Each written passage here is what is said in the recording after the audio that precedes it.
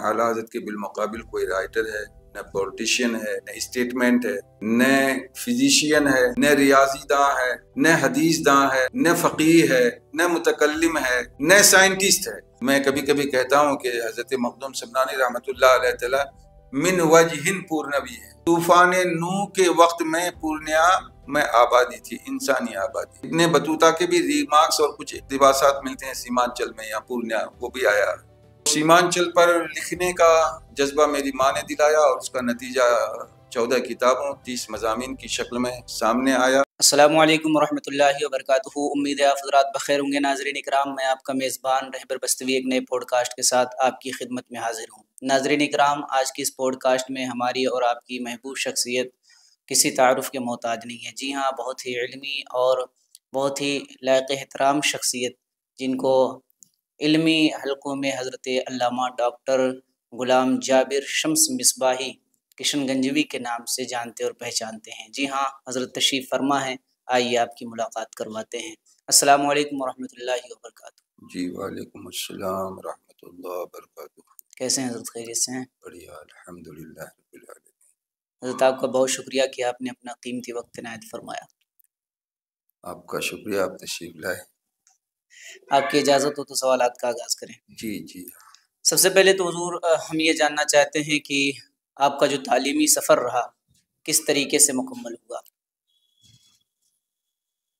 دیکھیں، ہماری پیدائش ڈسٹرکٹ پورنیا بائیسی کے علاقے گاؤں ہری پور محلہ قاضی ٹولہ میں ہوئی۔ ہماری رگوں میں قاضیوں کا خون ہے۔ ماشاءاللہ۔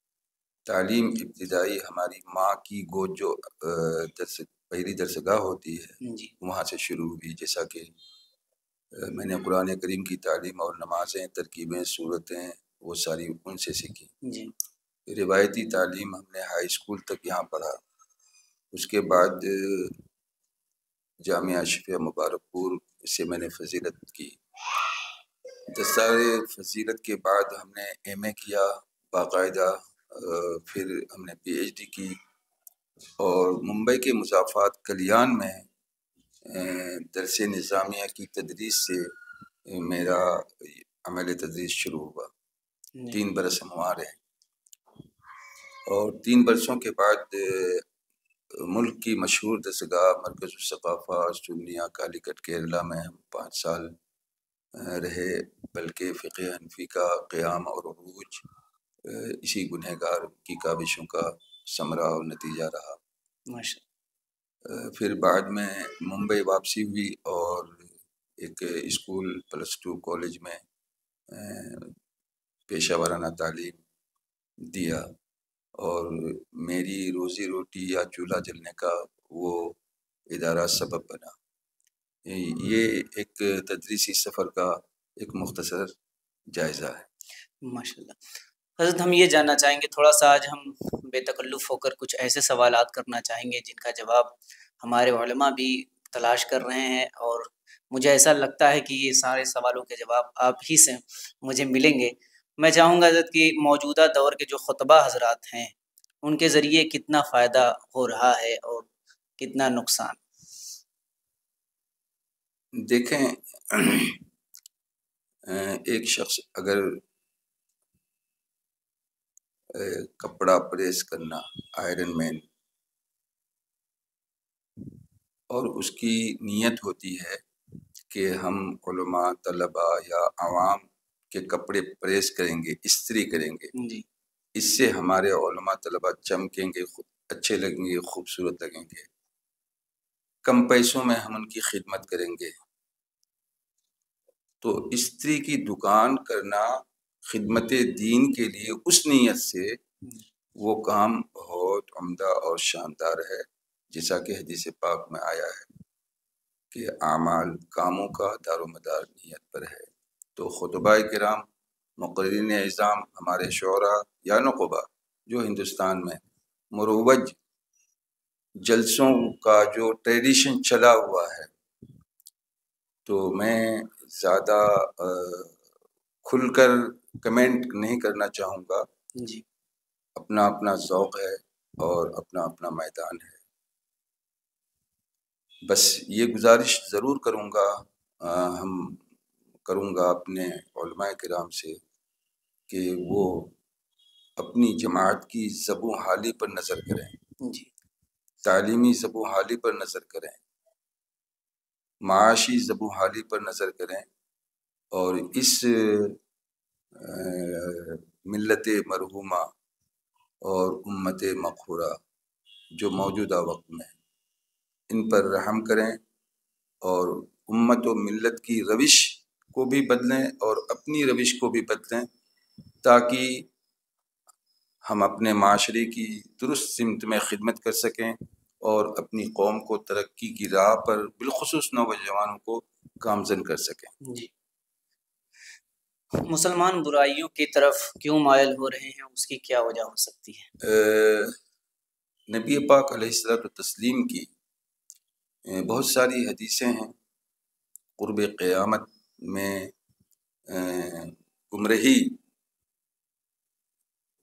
کے دروازے ایسے ہی کھلیں گے جیسے بارش کے قطرے ٹپکتے ہیں۔ تو یہ دور دلالت کے شیوع یعنی پھیلاؤ کا ہے، بے دینی، بے راہروی، بدعنوانی، بے حیائی کے پھیلاؤ کا وقت ہے۔ یہ ایسا کڑا اور برا وقت ہے جہاں نبی اکرم صلی اللہ تعالی علیہ وسلم کا جان لیوا مرد، عورت، خواتین یا بچے یا جوان، ان کا یہ امتحان کا وقت ہے۔ ہاں، وقت جیسے جیسے بدلتا ہے، دھوپ میں بیٹھیں گے تو گرمی تو لگے گی ہی، لیکن کڑاکے کی سردی میں اگر بدن میں گرمی ہے، ایمان کی حرارت ہے، تو یہ ہے اصل کام۔ تو بھلے وقت برا ہے اور گمراہی، دلالت، بے راہروی، بدعنوانی، بے حیائی کا چرچا ہے، عروج ہے، تو ایسے وقت میں امت مسلمہ نبی پاک صلی اللہ تعالی علیہ وسلم کے عشاق، نام لیوا کو، جانثاروں کو اپنے ایمان کی حفاظت کرنی چاہیے ڈٹ کر۔ جی حضرت، ہم یہ جاننا چاہیں گے کہ شمال اور جنوب میں آپ کو کیا فرق نظر آتا ہے؟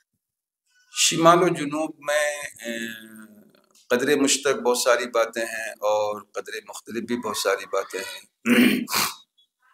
اسلام جیسا کہ آپ جانتے ہیں تاریخ کے اوراق میں موجود ہے، سواحلی علاقوں میں اسلام پہلے آیا، اور کیرلا، تمل ناڈو کے سواحلی علاقہ، کرناٹک کے سواحلی علاقے میں، تو ساؤتھ میں اسلام چونکہ پہلے آیا، اور سادگی، اسلام کی جو سادگی ہے وہ سادگی آج بھی کچھ نہ کچھ وہاں برقرار ہے، دیکھنے کو ملتی ہے۔ معاشی اعتبار سے وہ بہت مضبوط ہیں، چونکہ عرب سے ان کے روابط ہیں، تعلقات ہیں۔ تعلیمی اعتبار سے 100% وہ پڑھی لکھی قوم ہے، وہ ہندو، مسلم، سکھ، عیسائی سب۔ اور ہمارے شمال ہندوستان میں نامور ریاست تو یو پی ہے، لیکن وہاں کی بھی شرح خواندگی کیرل کی آدھی نہیں ہے۔ بہار، راجستھان، مدھیہ پردیش تو یہ تو پسماندہ صوبے ہیں، پسماندہ ریاستیں ہیں۔ فرق یہ ہے کہ وہاں تعلیمی جو شعور ہے وہ بیدار ہے، اور ہمارے ہاں تعلیمی شعور ابھی اتنی بیداری اس میں نہیں آئی جتنے کی ضرورت ہے، ہمیں بیدار ہونے کی ضرورت ہے۔ اعلیٰ حضرت امام احمد رضا خان فاضل بریلوی علیہ رحمۃ الرضوان پر آپ نے بہت کتابیں لکھی ہیں، اور آپ نے کئی خطوط پر PhD بھی کی ہے، تو مختصر اگر آپ بیان کرنا چاہیں۔ جی، یہ اللہ کا شکر ہے کہ اللہ تعالیٰ نے یہ توفیق عطا فرمائی، اور میرا مزاج یا افتاد طبع بھی ایسی تھی، گوشہ نشین، خاموشی کے ساتھ۔ PhD ایک پرکشش ڈگری کا نام ہے PhD۔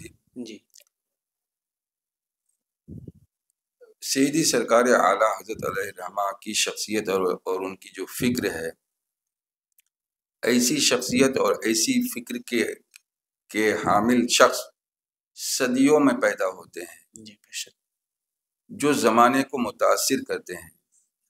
تو حضرت امام غزالی، امام رازی کے بعد سے لے کر اب تک شاید ایسی کوئی شخصیت پیدا ہوئی ہو جو اعلیٰ حضرت کے بالمقابل ان کو سامنے لایا جا سکے۔ تو اعلیٰ حضرت رضی اللہ تعالی عنہ کی گوناگوں خدمات علمیہ و دینیہ اور سیاسی بھی اگر بغور ہم لوگ جائزہ لیں، اور تو نہ اعلیٰ حضرت کے بالمقابل کوئی رائٹر ہے، نہ پولیٹیشین ہے، نہ اسٹیٹمنٹ ہے، نہ فزیشین ہے، نہ ریاضی داں ہے، نہ حدیث داں ہے، نہ فقیہ ہے، نہ متکلم ہے، نہ سائنٹسٹ ہے، بلکہ اعلیٰ حضرت رضی اللہ تعالی عنہ نے جو دینی علوم میں جو ان کی مہارت اور کمال ہے وہ تو مسلم ہے بھی، ان کے دشمنوں حاسدوں کو بھی مسلم ہے، تسلیم ہے، لیکن وہ علوم جن علوم کی بنیاد پر دنیا کو ناز ہے، ان علوم میں بھی، ان علوم کے جاننے والے بھی اعلیٰ حضرت کے ہاں اگر آپ تحقیقی نگاہ ڈالیں اور ماہرین اور ایکسپرٹس کی رائے لیں تو وہاں بھی وہ ماہرین پانی بھرتے نظر آئیں گے، گھٹنے برابر نظر آئیں گے۔ بس اتنا ہے کہ سیدھی سرکار اعلیٰ حضرت کا تعارف اور ان کی فکر کا جو دائرہ پھیلا ہوا ہے، اس کی وسعتوں کو ناپنے والے ہماری جماعت میں پیدا نہیں ہوئے، یا ہوئے تو ان کو وہ مواقع اور وسائل فراہم نہیں ہوئے جن کی بنیاد پر سیدی سرکار اعلیٰ حضرت کی فکر کو دنیا کے کونے کونے میں ڈنکے کی چوٹ پر نمبر 1 میں پیش کیا جا سکتا تھا، لیکن وہ ممکن نہیں ہو سکا۔ یہ ایک المیہ ہے کہ اعلیٰ حضرت مولانا احمد رضا خان رحمۃ اللہ تعالی علیہ کو ایک مخصوص دائرے تک محدود رکھا گیا اور سمجھا گیا۔ یہ ایک المیہ ہے میرے نزدیک۔ ڈاکٹر صاحب قبلہ، امام احمد رضا یونیورسٹی جو کشن گنج میں آپ نے اس کا قیام کیا ہے، اس کی یہ کب آپ نے سوچا کہ اس کا قیام کشن گنج میں کیا جائے؟ دیکھیں، بنیادی بات یہاں سے شروع ہوتی ہے کہ میری جو والدہ محترمہ تھیں ان کو دینی تعلیم سے بے پناہ شغف اور لگاؤ تھا، بڑی علماء نواز اور شریعت پسند دیندار تہجد گزار خاتون تھی۔ ان کا ماننا اور کہنا تھا، بلکہ فرمانا نہیں بلکہ حکم کرنا تھا کہ بیٹے تم لوگ مولوی بنو، ساری عزت دین سے باہر کوئی عزت نہیں اور کوئی شہرت نہیں۔ ان کے کہنے پر ہم نے درس نظامیہ کی تعلیم حاصل کی، اور وہ بھی جامعہ شفیع مبارک پور سے حاصل کی۔ تو جیسی نیت ویسی برکت۔ طالب علمی کے زمانے میں میرے دماغ میں 2 تصورات کوپل کی طرح پل رہے تھے، کھل رہے تھے۔ ایک یہ کہ قلمی میدان میں کام کرنا، دوسرا یہ کہ تعلیمی میدان میں کوئی رول ماڈل انسٹیٹیوٹ کا قیام اور اس کا نفاذ امپلیمنٹ کرنا۔ تو قلمی میدان میں کام کرنے کے لیے جو اللہ نے فضل فرمایا، توفیق فرمائی، وہ اعلیٰ حضرت پر پی ایچ ڈی ایک بہانہ تھا۔ پی ایچ ڈی کرنا ایک بہانہ تھا۔ دراصل فکر اعلیٰ حضرت کے وہ نادیدہ گوشے اور ناشنیدہ پہلو منظر عام پر لانا تھا جو اللہ نے کرم فرمایا، اور بہت حد تک وہ نادیدہ پہلو سامنے آئے درجنوں کتابوں کی شکل میں۔ پی ایچ ڈی کی ڈگری کے حصول کے لیے محض 200-250 صفحے، 300 صفحے، 400 صفحے کی ایک کتاب مرتب کرنا ہوتی ہے، ایک مقالہ لکھنا ہوتا ہے۔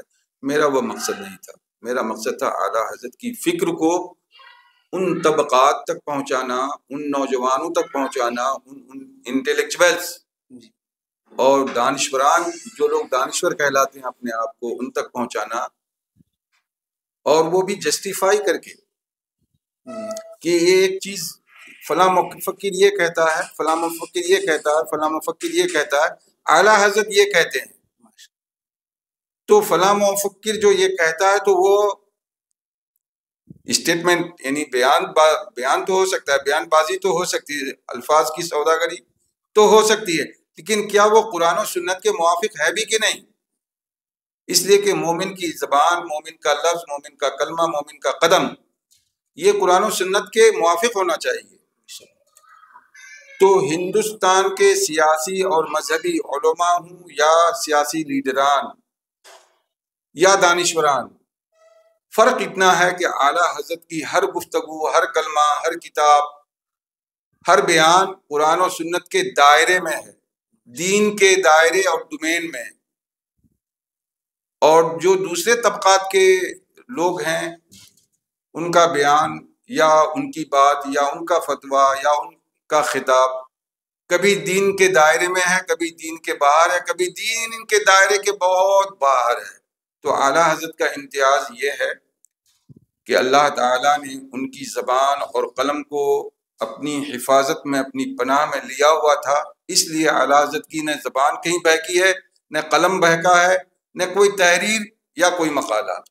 تو اعلیٰ حضرت کو یہ امتیاز حاصل ہے. خلاصہ یہ کہ یہ گنہگار غلام جابر شمس جو دو مقاصد تھے میرے، ایک تحریری کام کرنا، تو اعلیٰ حضرت پر پی ایچ ڈی کرنا ایک بہانہ ہم نے تراش لیا.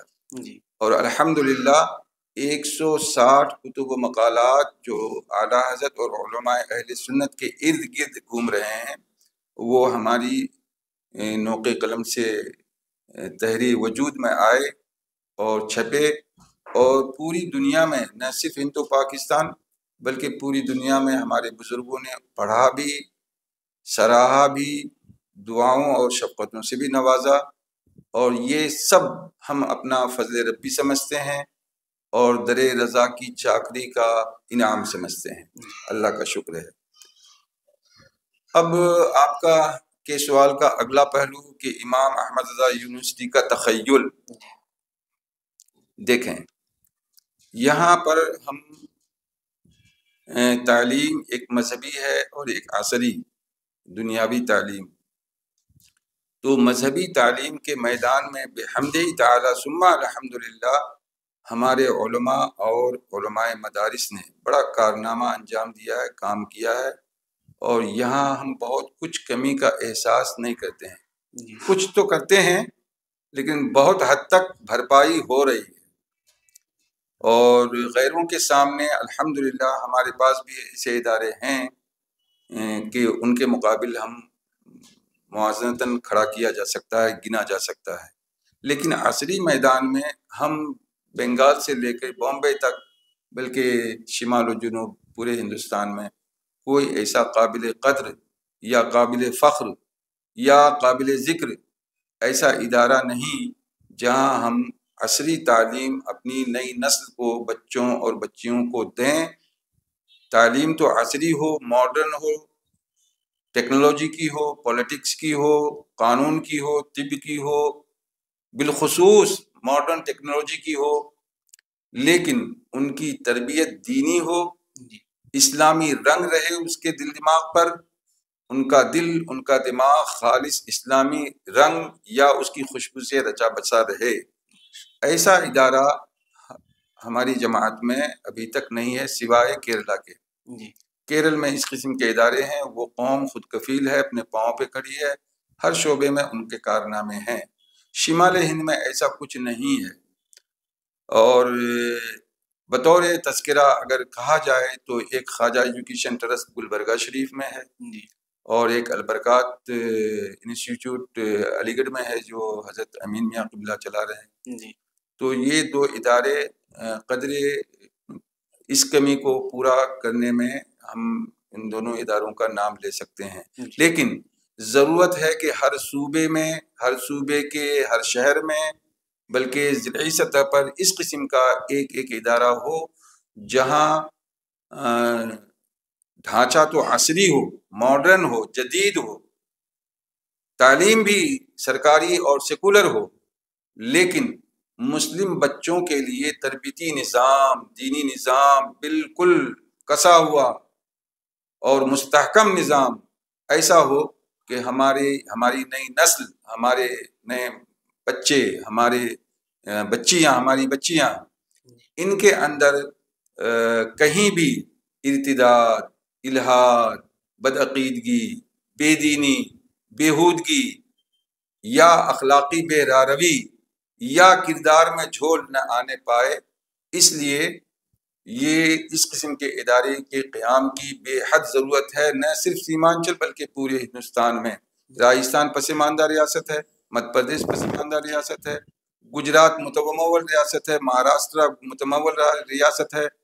تو گجرات اور مہاراشٹر کے علماء کرام اور دانشوران نظام اور اہل ثروت کو بھرپور آگے آنا چاہیے، اور اعلیٰ حضرت کے نام پر، حضرت مخدوم سمنانی کے نام پر، حضرت مخدوم لالو پنڈوی کے نام پر، مخدوم بہار کے نام پر، سیدی سرکار غریب نواز کے نام پر، حضرت مخدوم ماہمی کے نام پر، حضرت احمد آباد کے بزرگوں کے نام پر، بنگلور میں حضرت وہاں کے بزرگوں کے نام پر ہمارا اپنا اسکول ہو، اپنا کالج ہو، اپنا پولیٹیکنک ہو، اپنا انجینئرنگ کالج ہو، اپنا میڈیکل کالج ہو، طب کالج ہو، طبیہ کالج ہو، آپ کا لا کالج ہو۔ اور ہم جب اس قسم کے ادارے قائم کریں گے تو سماج میں ہر طرح کے لوگ ہیں، خوش عقیدہ مسلمان بھی ہیں اور بدعقیدہ مسلمان بھی ہیں، حتیٰ کہ غیر مسلم بھی ہیں، سکھ عیسائی بھی ہیں۔ تو ہر سماج، ہر قوم کے لوگوں کو فائدہ پہنچا، ان کے بچوں کو پالنا پڑھانا کوئی بری بات تو نہیں ہے، تو اچھی بات ہے۔ اسلام کا کانسیپٹ ہے یہ، خدمت خلق اور تعلیم کی اشاعت، علم کا پھیلاؤ، یہ تو اسلام کا اہم بنیادی مقصد ہے۔ تو اسی لیے اعلیٰ حضرت یونیورسٹی کا قیام ہم نے بے سامانی کے عالم میں سوچ لیا تھا کسی زمانے میں، جو اب زمین پر یہ خواب تعبیر کی شکل میں اتر رہا ہے۔ اللہ تعالی اس کے لیے وسائل عطا فرمائے۔ آپ سبھی حضرات دعا کریں، بلکہ ہم آپ کے چینل کے ذریعے پورے ہندوستان اور بیرون ہندوستان رہنے والے خوش عقیدہ مسلمانوں کو یہ دعوت دوں گا کہ وہ وقت کی قربانی دے کر کشن گنج تشریف لائیں، زمین کا معائنہ کریں، پلان دیکھیں، پلاٹ دیکھیں، منصوبے کا جائزہ لیں، اپنی رائے دیں، مشورے دیں، قانونی، سیاسی، سماجی ہمیں مدد فراہم کریں۔ اور جیسا کہ ہم بار بار عرض کرتے ہیں کہ ہمیں مٹیریل، گٹی، بالو، لوہا، سیمنٹ وغیرہ خرید کر کے وہاں پہنچا دیں۔ کیش چندے کا کیش چندہ ہماری زبان پر آتا ہی نہیں ہے۔ تو اگر ایک رول ماڈل انسٹیٹیوٹ زبان اور جغرافیہ کی حدود سے نکل کر یہ زبان، یہ جغرافیہ، یہ مشرب اور یہ قومیت یا برادری، یہ جو دیواریں ہیں، ان سب دیواروں کو کیا کہیں گے، اس کو مسمار کر کے اوپر اٹھ کر بحیثیت مومن مسلم اور فکر اعلیٰ حضرت کے حامل یہ طبقہ کھڑا ہو جائے، تو ایسا ادارہ، ایسی یونیورسٹی ہر صوبے میں، ہر شہر میں قائم ہو سکتی ہے۔ بس ضرورت یہ ہے کہ ہم اہل سنت منظم ہو جائیں، متحد ہو جائیں، اور وقت اور حالات کی نزاکت کو سمجھیں، تقاضوں کو سمجھیں، اور دین دشمن قوتوں کی سازشوں، ان کے فریب کاریوں کو بھی سمجھیں۔ ہم اپنا وجود کیسے برقرار رکھ پائیں گے؟ اپنے وجود کی بقا کے لیے، قوم کے ارتقاء کے لیے ہمیں تن من دھن ہر طرح قربانی دینے کی ضرورت ہے۔ انشاءاللہ ثم انشاءاللہ یہ ادارہ ایسا بنے گا، رول ماڈل، منفرد المثال، کہ دنیا، آج تو ہم دعوت دیتے ہیں، کل انشاءاللہ بذات خود دنیا دیکھنے کے لیے آئے گی۔ اللہ کی ذات سے کامل یقین ہے، بلکہ یقین کامل سے اس پار بھی اگر کچھ حد ہے تو وہاں تک اللہ تعالی کی ذات کریم سے غلام جابر یقین کامل رکھتا ہے، وہ اس منصوبے کو کامیابی کی منزلوں تک ضرور ضرور ضرور پہنچائے گا انشاءاللہ۔ حسبنا اللہ ونعم الوکیل ونعم المولا ونعم النصیر، توکلت علی اللہ، انشاءاللہ یہ کام ہوگا۔ سیاست میں قوم مسلم کی کیا حصہ داری ہے؟ دیکھیں، سیاست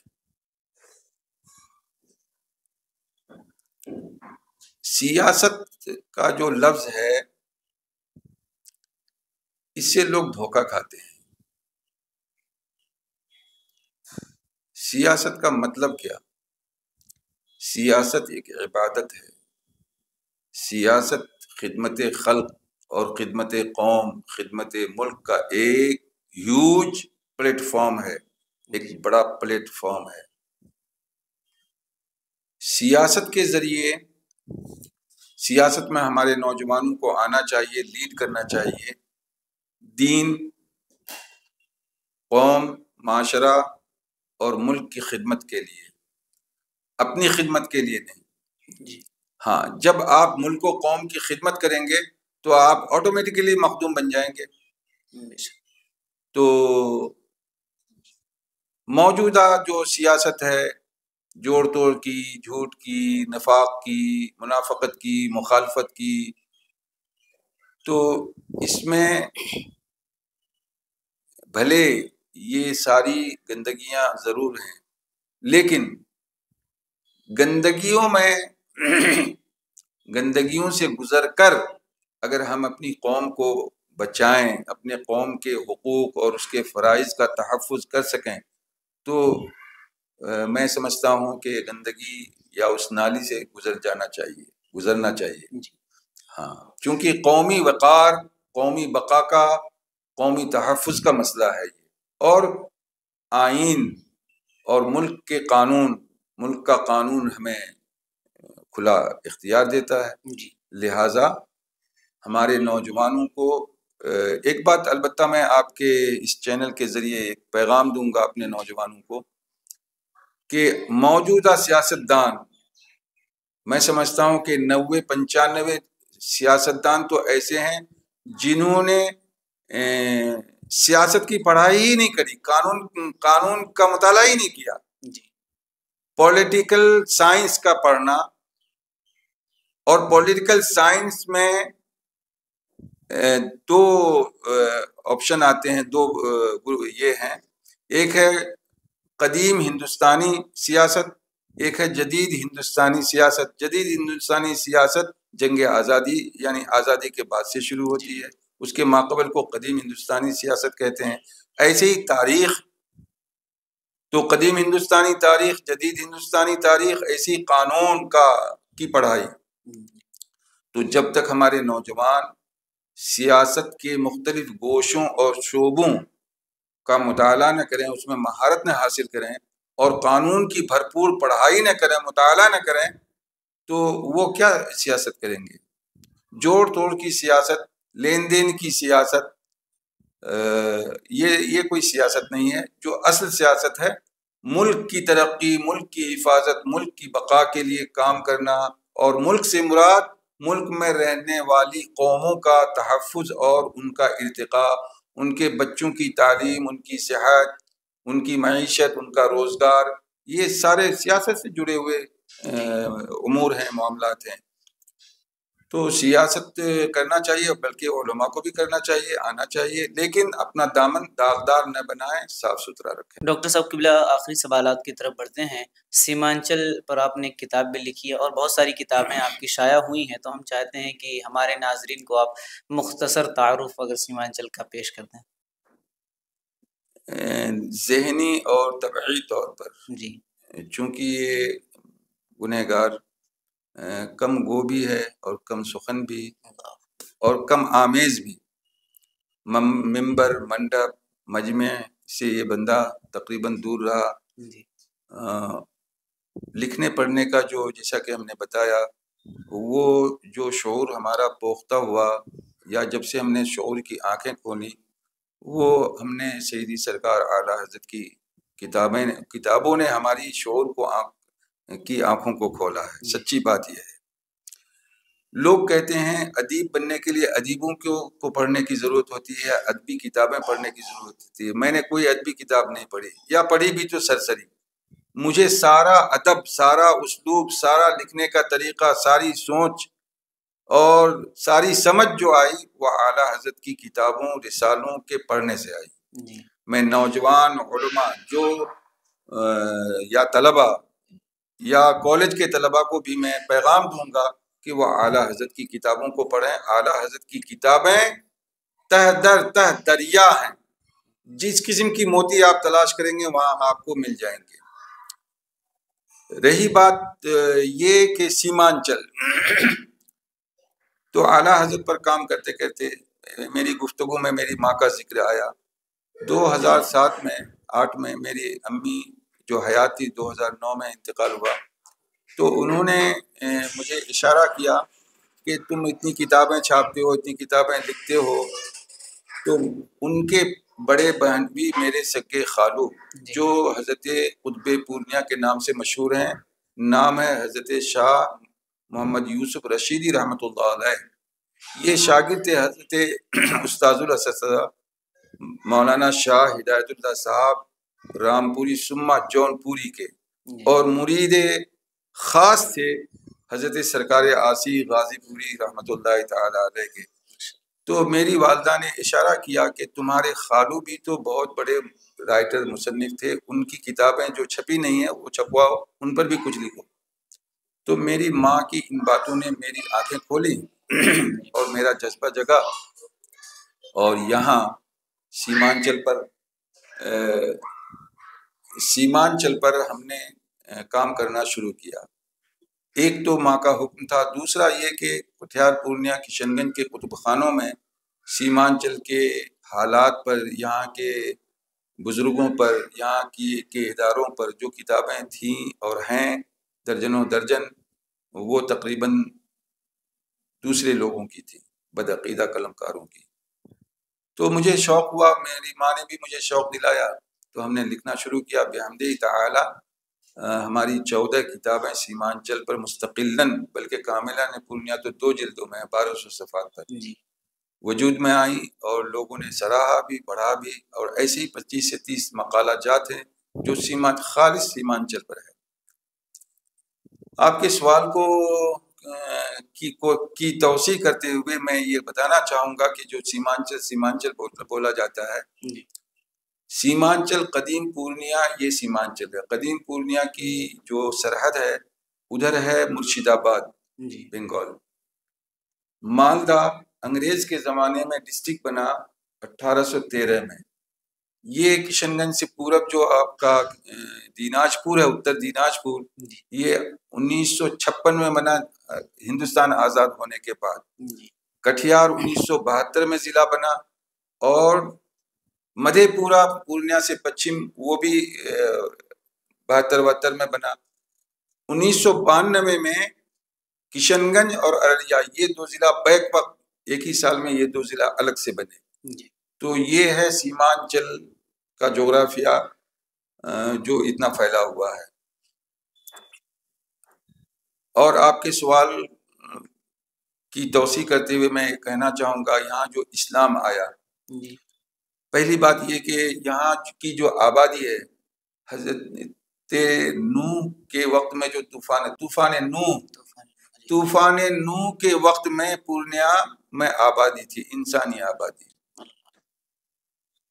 تاریخ کے مطالعے سے یہ سراغ اور شعور ملتا ہے کہ طوفان کے نوح کے وقت یہاں انسانی آبادی موجود تھی، جیسے بابل، نینوا، عراق، مصر وغیرہ کی آبادی۔ اب یہاں جو دین آیا، اسلام کی روشنی آئی، حضرت شیخ الشیوخ شیخ شہاب الدین سہروردی رحمۃ اللہ تعالی علیہ، جو حضور سیدی غوث پاک کے فیض یافتہ بھی ہیں اور سلسلہ سہروردیہ کے بانی بھی ہیں، ان کے ایک خلیفہ اور مرید تھے شیخ احمد دمشق کے رہنے والے۔ تو حضرت شیخ شہاب الدین سہروردی نے ان کو حکم دیا کہ تم ہندوستان جاؤ، اور ہندوستان کے آخری کنارے کی طرف۔ تو حضرت شیخ احمد دمشقی رحمۃ اللہ تعالی علیہ کا مزار شریف، جو کل آپ رائے گنج ہوتے ہوئے آئے ہیں، راستے میں ایک جگہ کیلا باڑی ہے، وہاں پر ان کا مزار ہے۔ ہاں، تو میں محتاط اندازے کے مطابق کہہ سکتا ہوں کہ یہاں، اچھا اس سے پہلے ابن بطوطہ کے بھی ریمارکس اور کچھ اقتباسات ملتے ہیں سیمانچل میں یا پورنیہ، وہ بھی آیا اس سفر میں الحمدللہ۔ تو اس خطے میں سہروردی بزرگوں کا فیضان پہلے پھیلا، پھر بعد میں چشتی سلسلے کے بزرگان دین، جیسے کہ حضرت نظام الدین رحمۃ اللہ تعالی علیہ محبوب اولیاء، کہ جو خلیفہ تھے چراغ دہلی حضرت نصیر الدین چراغ کے خلیفہ مرید حضرت شیخ سراج الدین اخی رحمۃ اللہ تعالی علیہ، جو پنڈوا شریف میں ان کا مزار سعد اللہ پور میں، ان کے پیر و مرشد، ان کے مرید و خلیفہ حضرت شیخ علاؤ پنڈوی رحمۃ اللہ تعالی، یہاں سے 2.5 گھنٹے کے فاصلے پر ہے، 2 گھنٹے کے فاصلے پر ہے۔ تو یہ قدیم پرنیائی کا حصہ ہے۔ اور ایک آپ کی معلومات میں اضافے کے لیے اور ایک گرہ لگاؤں گا کہ جن دنوں حضرت مخدوم سمنانی رحمۃ اللہ تعالی علیہ ترک سلطنت کر کے سمنان سے ہندوستان تشریف لائے اور پنڈوا پہنچے، تو اس زمانے میں 12 سال رہے، اور مطبخ کا چارج بھی حضرت مخدوم سمنانی کے ذمہ تھا، لکڑیاں لانا وغیرہ، تربیت۔ تو یہ جو تربیتی عہد دور 12 سال کا رہا حضرت مخدوم سمنانی رحمۃ اللہ علیہ کا، مخدوم علاؤ پنڈوی رحمۃ اللہ علیہ کی بارگاہ خانقاہ میں، تو وہ دور اس وقت سارا کا سارا پنڈوا سعد اللہ پور پورا علاقہ، چٹاگانگ، چکلیا، مالدہ، سارا کا سارا وہ پورنیہ ہی تھا۔ ہاں الحمدللہ۔ تو ہمیں فخر ہے اور مسرت بھی کہ میں کبھی کبھی کہتا ہوں کہ حضرت مخدوم سمنانی رحمۃ اللہ علیہ تعالی من وجہ پورنوی ہے۔ ماشاء اللہ۔ تو یہ علاقہ بڑا خوش نصیب علاقہ ہے، اور خوش خصال ہے، اور خوش قسمت ہے۔ یہاں بزرگوں کا بڑا، بلکہ 1909-10 میں ایک انگریز جائزہ نگار رپورٹر سروے کرنے والے نے جو سروے کیا تھا، 360 خانقاہیں تھیں اس سیمانچل میں، اور مغل دور میں بادشاہوں کی طرف سے ان کی جاگیریں ہوا کرتی تھیں، اور کچھ جاگیریں ابھی بھی نشانی کے طور پر موجود ہیں۔ تو سیمانچل پر لکھنے کا جذبہ میری ماں نے دلایا، اور اس کا نتیجہ 14 کتابوں 30 مضامین کی شکل میں سامنے آیا۔ اور اب سیمانچل میں میرے والد گرامی کے حکم پر جو یہ منصوبہ بمبئی سے منتقل ہو کر یہاں آیا، تو اس کی جو اٹھان ہے یا پرواز ہے، وہ بھی تو اول مرحلے میں جس کا معائنہ آپ آج نے کیا ہے۔ جی ڈاکٹر صاحب قبلہ، آپ کا بہت شکریہ کہ آپ نے اپنا قیمتی وقت عنایت فرمایا۔ ناظرین اکرام، جیسا کہ آپ نے یہ انٹرویو سماعت کیا حضرت علامہ غلام جابر شمس مصباحی صاحب قبلہ کا، یقیناً گفتگو ہوتی رہے، بات چلتی رہے، مزہ آ رہا تھا اور کافی زیادہ علم میں اضافہ ہو رہا تھا۔ ناظرین اکرام، اجازت دیجیے، پھر ملتے ہیں کسی اگلے پوڈ کاسٹ کے ساتھ، تب تک کے لیے السلام علیکم ورحمۃ اللہ وبرکاتہ۔